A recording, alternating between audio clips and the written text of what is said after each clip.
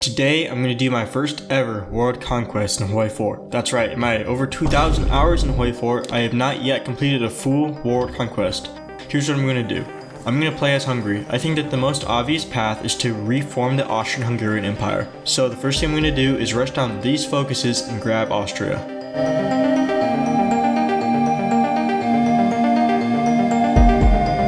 Nice, and now that we have Austria, I'm going to take the liberty to complete these 3 focuses. It is critical to get these focuses as it lets Hungary have the manpower and industry to rebuild the army.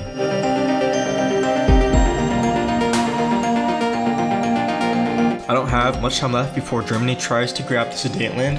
I have just enough time to grab this focus, which boosts Czechoslovakia's opinion of me, making it just slightly more likely that they will accept our invitation for them to join us.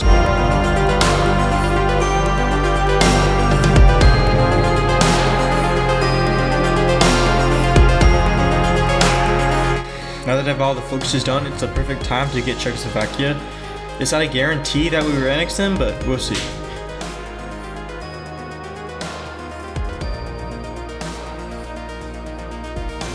Perfect, we have annexed them. There is one problem though, and is that Germany will try and threaten war over the Sudetenland. To try and circumnavigate this, I will join their faction.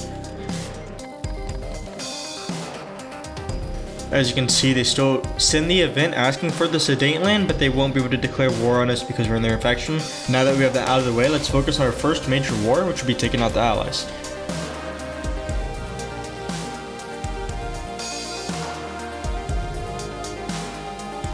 It shouldn't be too difficult to take out France, just paradrop on them and they should quickly capitulate.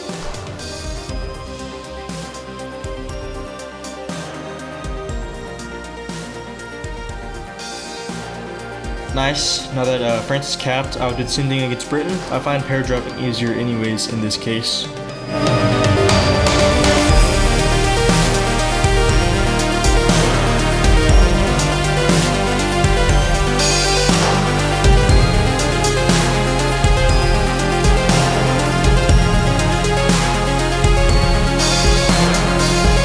Britain's putting up a little bit of a fight, but they should cap soon.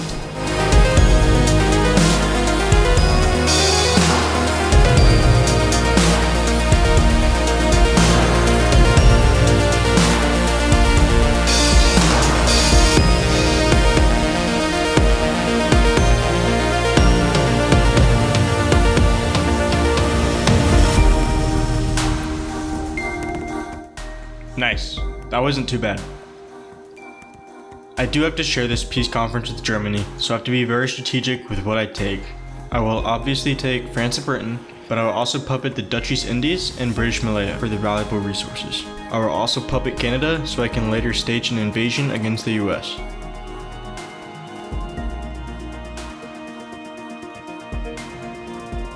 Now I will start preparing for war with the US. It is important that I strike early and take them out before they get too powerful. I'll have to build airfields and infrastructure on the border to best support my invasion, but other than that, it shouldn't be too difficult as America is still manageable at this stage in the game.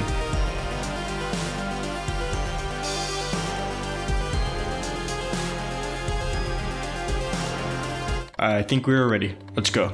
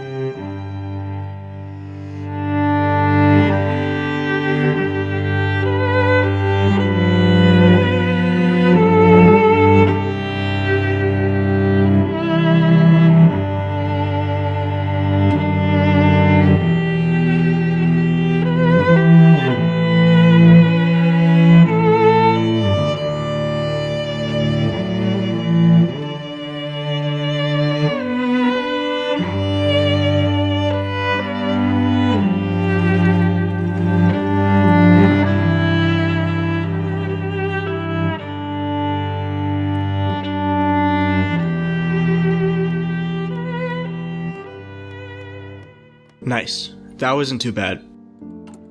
Now for the hardest challenge yet, going to war with the Axis. The biggest limitation for me is that my country is fully encircled by the Axis, and notably it is also landlocked. This means that once I leave the Axis and declare war, I lose all my supply to my occupied states and puppets. It also means that I cannot trade for resources, which makes my industry mostly useless. The other issue I have is that I have a timeline to meet. Germany is still at war with the Soviets, and the Soviets are nearing their breaking point. I need the Soviets to be in the war because otherwise there would be too many German divisions for me to fight. Here's the plan I developed. I would wait until the last possible moment to declare war. Until then, I would prioritize building fighter 3s. I'm not going to be able to beat the Germans on the ground, but I could beat them in the air. And finally, my plan of attack is to capitulate Italy first, as it would be the easiest nation to knock out and would connect me to my allies abroad so I could trade with them. Alrighty, I think I'm ready now. I have about 8,000 aircraft, and I have to declare war before the Soviets break. Let's go.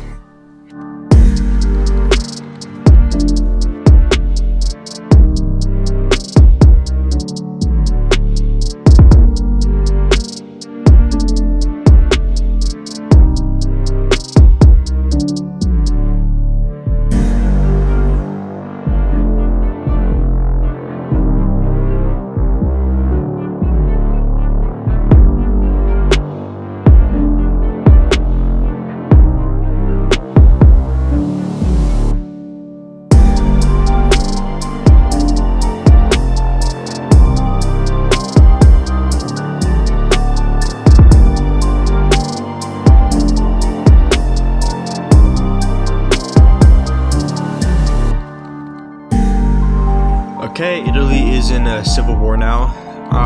My puppet got quite a bit of the Italian troops, so I made the right call by going after Italy first.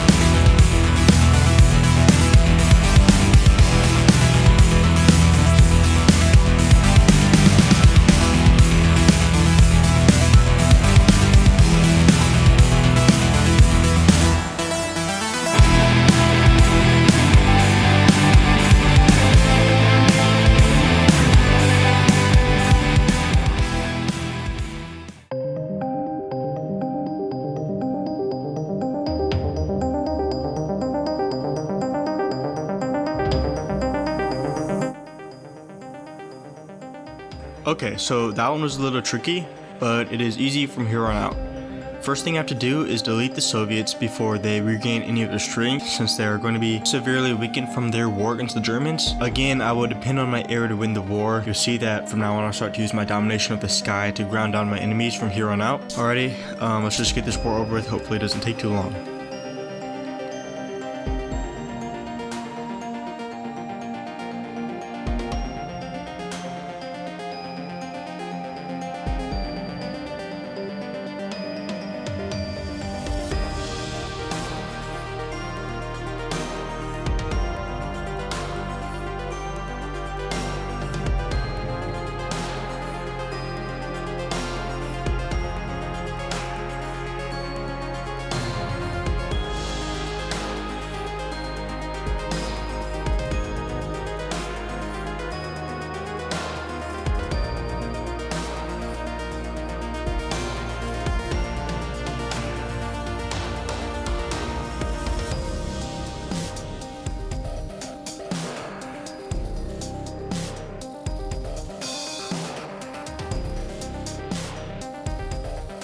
Okay, so that war took a little longer than I thought it would, and it took much more casualties than I was expecting from a weakened Soviet, but I guess that's what to expect when invading the Soviet Union.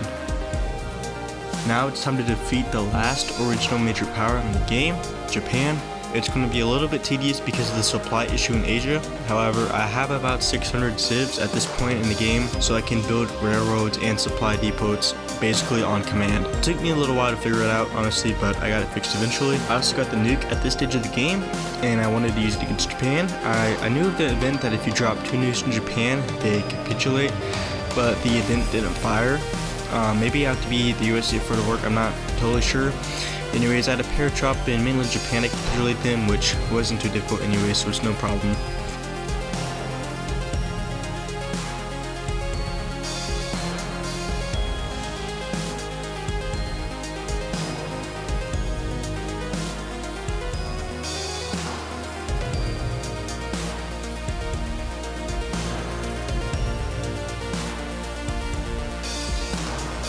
That we have the last of the 7 major powers defeated, it's time to mop up. To do this in the most efficient way possible, I have to stay in a constant war with another major power. This way it is significantly faster for me to justify on other nations. At this point I had already won the game, which was just a matter of me proving it to the AI. I also start to annex my puppets. I have 10,000 convoys, so it's no trouble.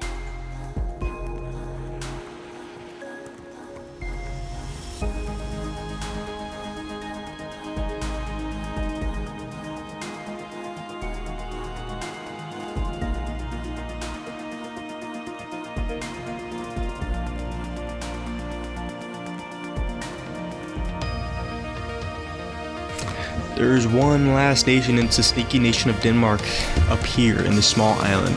Just take this island and the world conquest is complete. For those left watching, here's the in-game statistics screen. If you guys have any more comments for me, please put it down in the comments, as I'm going to start making more videos just like this. Thanks for watching, and I'll see you next time.